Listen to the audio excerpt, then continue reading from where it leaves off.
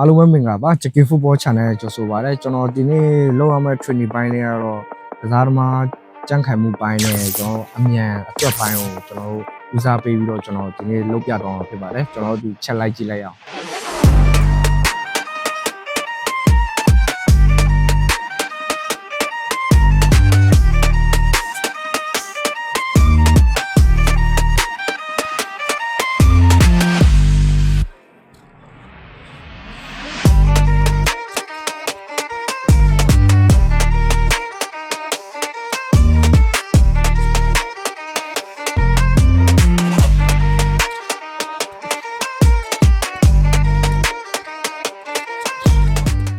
အားလုံးပဲကြော့ဗီဒီယိုလေးကိုစုံစမ်းကြည့်ပြီးတော့အားလုံးကိုကျေးဇူးတင်ပါတယ်ဒီဗီဒီယိုလေးမှာအကျိုးတစ်ခုရလိမ့်မယ်လို့ကျွန်တော်မျှော်လင့်ပါတယ်